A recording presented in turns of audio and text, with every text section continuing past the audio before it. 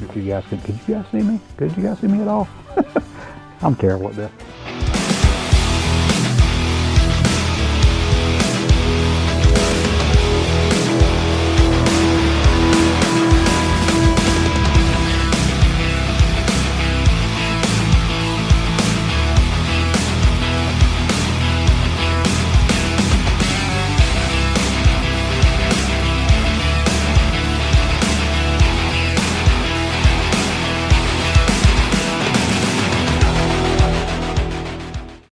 Hey guys, welcome back to the channel. Me and Wendy were talking last night about the transmission for this car and how I was thinking that the input shaft and the counter shaft bearings were what was got this thing locked up, and I was saying, well, it's a shame we really can't fill it all the way up because it leaks, for the front seal leaks on it. So we kind of thought about it for a minute and just thought, well, why don't we just build a stand to stand this thing on, and then we can just use this bucket right here to catch all of the Evaporust coming out of it. So I thought, hey, that's a really good idea. She came up with the design. I just kind of threw it together real quick, just out of some scraps. So we'll be able to set the transmission bell housing down onto the little stool, and we'll keep the bucket under to catch all of the Evaporust that drains out. So in theory, if the bearings are the issue, then all of the Evaporust flushing down the transmission past the bearings, past that seal into that bucket, they'll have the best chance of getting fixed by the Evaporust. I know I'm still going to have to take it all apart, but anyway, if I can just get it to free up, that'll make me feel a whole lot better. So like I said, I'm just trying something that I didn't really see anybody else try. So I'm going to report back and we'll let you know how it goes. Hey guys, it's been a couple of days since I put the transmission up on the little makeshift stand and the drain bucket underneath. So let's take a look and see what we've got. I've been hearing this thing drip fairly regularly, so, and I'm looking in the bucket and there's quite a bit. Ooh, there's quite a bit in there, and it's discolored. Let me get a secondary container here to catch the drips while I take the big bucket out. Hang on. Wow, that if you guys can see that. Yes, you can. It turned that stuff pitch black. So I'm assuming that any residual oil that may have been in the transmission did that. But I really wasn't expecting that. But anyway, still haven't been able to get the shifter to move at all. I haven't tried to grab the input shaft, so let me try that real quick. Okay, I hope you guys can see that. I'm gonna put on an old rubber glove since that thing is still dripping. I don't believe I'm gonna be lucky enough to have this thing turn, but we're gonna try it and see. Where are you at? Oh, you're way up in there. Well, it's still, ooh, look at that, see? Yeah, it's still locked down tight. I think what I'm going to do here is I'm going to try and put that, the Evaporust back into the transmission because it's supposed to be reusable, so I just hope I don't spill this stuff everywhere. Oh boy.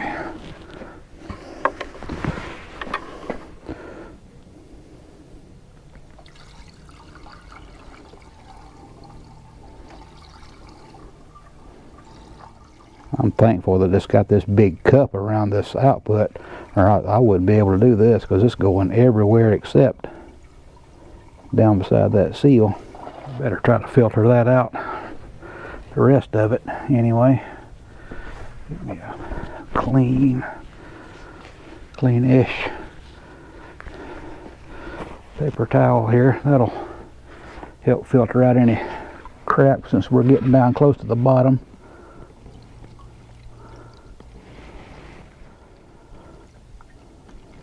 I really wasn't expecting it to change the color like that at all.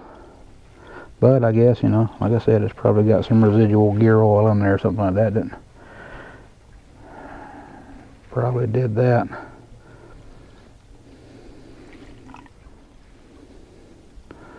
Well, there's really not a whole lot of gunk in there. There was some of this in the bucket beforehand, I think, but I don't see how much of it will be making it past the seal. I know the fluid can make it past the seal, but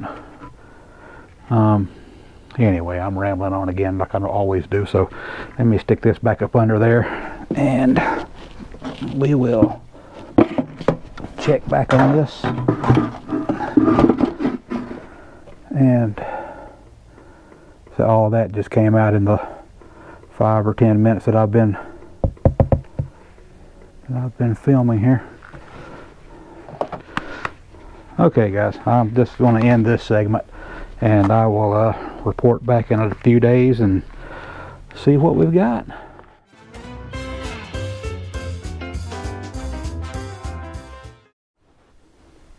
Alright guys, it's been a couple more days. Let's see where we're at with the Evaporust.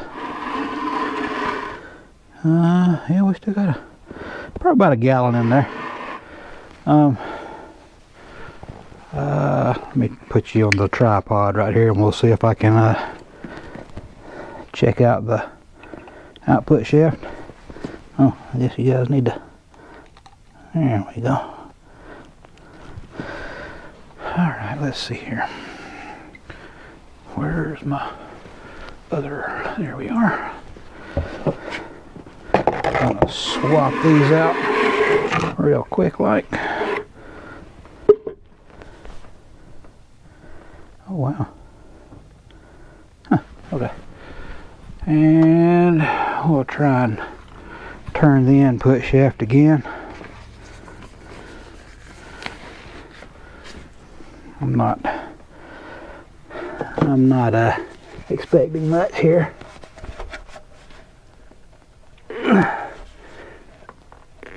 Okay, still nothing. So I guess the best I can hope for now is that when I do take the transmission apart, that the rust has been mitigated. So I'm not gonna pour this back in there again. I'm just gonna go ahead and just pour this back into the original container and just let this drip again until it all comes out, or until all that will come out has come out. And then we'll take the drain plugs out and we'll take a peek inside and see where we're at. So stay tuned.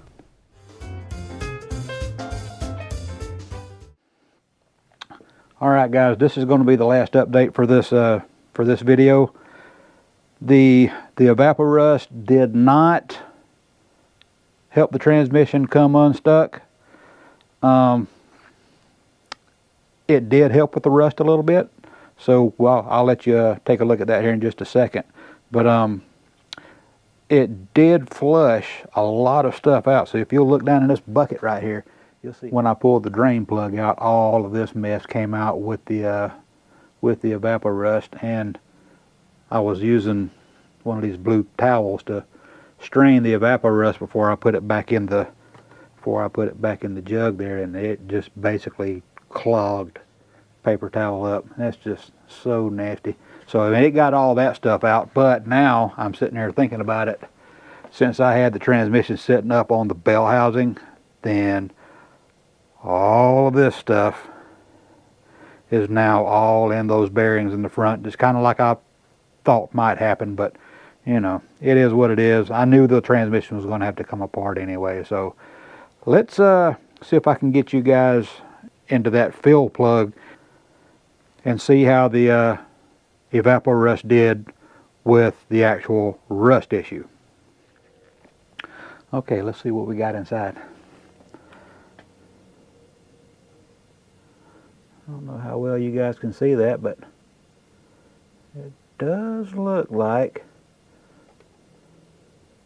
the rust has been taken care of. So that part is a success. So I'll take that as a win. The transmission does look better inside than it did before. Still stuck, so it's going to have to come apart. I really hate to have to do that, but at this point it is what it is. I'm not buying another one of these transmissions. But anyway, it's going to be a little while before I get to work on the 300. I can't wait to show you guys this car, because it's in pretty sad shape. But next video of this may be several months from now.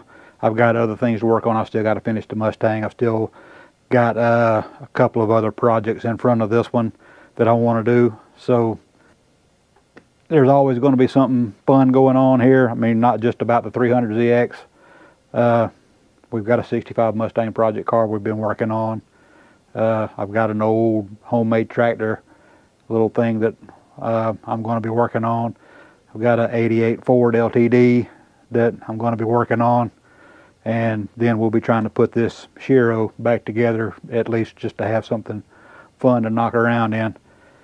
But this is going to be the last update on this transmission project here. So I'm just going to set it off to the side. And thanks guys for watching. I wish I had better results for you, but you know, this is the reality of it sometimes. So, but thanks again for watching. Catch you next time.